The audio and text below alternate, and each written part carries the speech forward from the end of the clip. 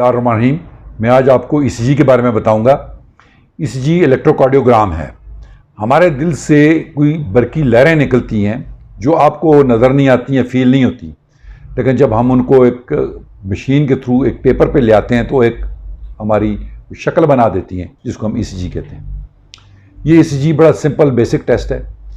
ये early stage पे आपको दिल के आर्जे के बारे में बताता है कि आपको एंजाइना है तो वो उसमें आ जाता है, अगर आपको हार्ट अटैक होने वाला है तो वो उसमें आ जाता है, और अगर हार्ट अटैक किसी को हो गया तो उसमें चेंजेस आ जाती हैं।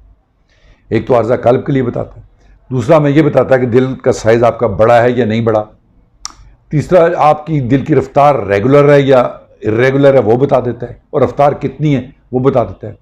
बहुत कम रफ्तार भी ख़तरनाक चीज़ है जिसको हम हार्ट ब्लॉक कहते हैं, और बहुत ज़्यादा रफ्तार भी ख़तरनाक चीज़ है जिसको हम मुख्तलिफ शक्लों में वेंट्रिकुलर टैकीकार्डिया भी कहते हैं, सुप्रावेंट्रिकुलर टैकीकार्डिया भी कहते हैं, और ये जानलेवा हो सकते हैं।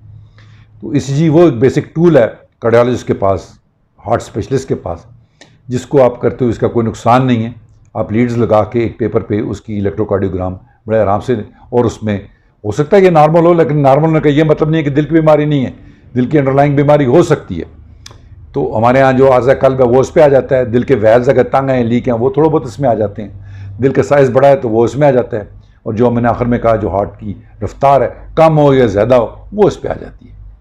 तो ये इसमें घबराना नहीं चाहिए। जब भी आपको कोई मुआलिज आपको कहे कि ईसीजी कराएं तो आपको फ़ौरन करवा लेनी चाहिए। शुक्रिया।